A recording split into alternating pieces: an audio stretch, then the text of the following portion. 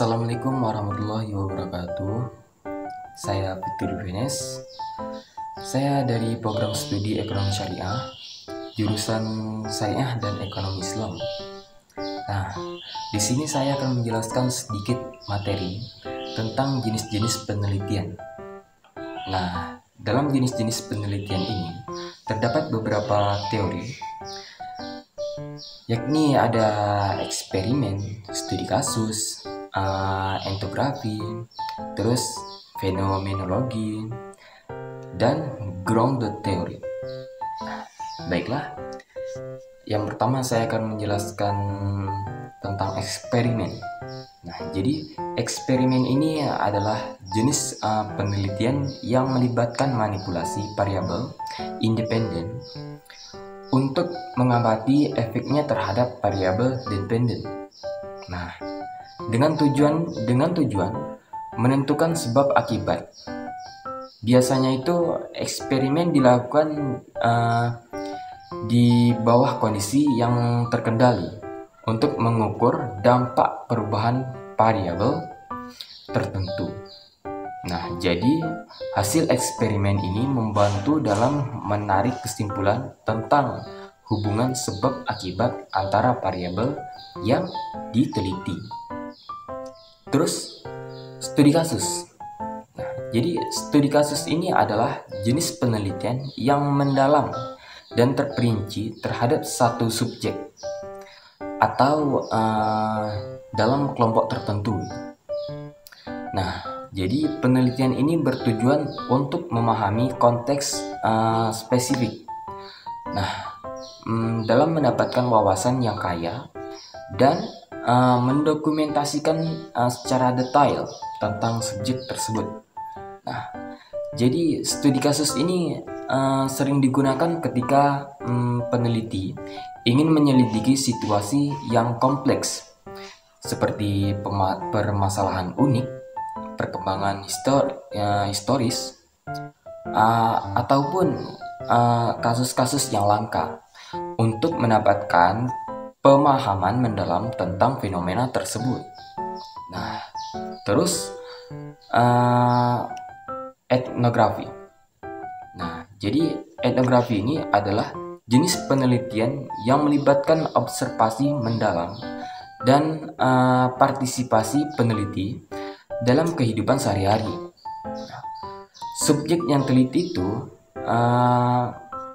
peneliti etnografi berusaha memahami dan mendokumentasikan budaya, nilai, norma, dan interaksi sosial dalam konteks yang alami.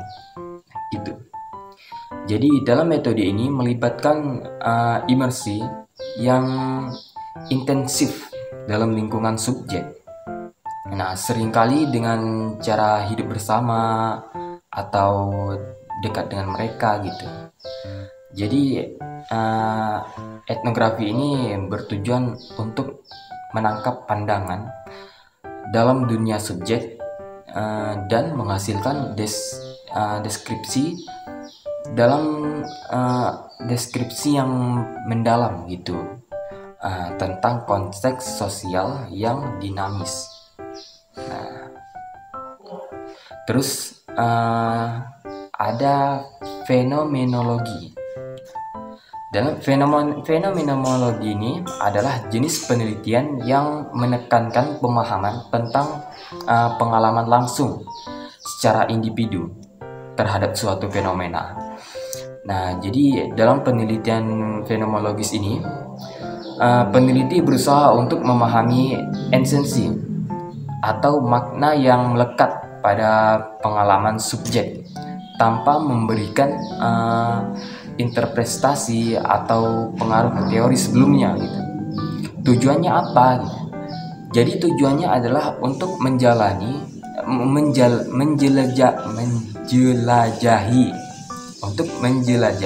dan mendokumentasikan perspektif unik. Nah, jadi semua itu terkait dengan fenomena yang sedang diteliti. Kemudian yang terakhir ada grounded theory. Jadi ground truth theory ini adalah pendekatan penelitian yang bertujuan untuk mengembangkan teori baru dari data yang dikumpulkan secara sistematis. Dalam metode ini, peneliti tidak memulai dengan kerangka konsep atau hipotesis sebelumnya, akan tetapi membiarkan teori muncul dari hasil pengamatan dan analisis data. Jadi prosesnya itu melibatkan pengumpulan data secara bertahap dan pembangunan teori yang muncul dari temuan empiris. Terus ground truth theory ini seringkali digunakan untuk menjelaskan dan memahami dinamika sosial, dinamika hubungan, ataupun fenomena yang belum tercukupi oleh teori existingnya. Nah, jadi berikut adalah penjelasan saya tentang materi jenis-jenis penelitian. Nah, jika ada salah kata atau kesilapan saya tadi dalam menyampaikan menjelaskan penjelasannya tadi, saya mohon maaf. Jadi lebih kurangnya saya mohon maaf.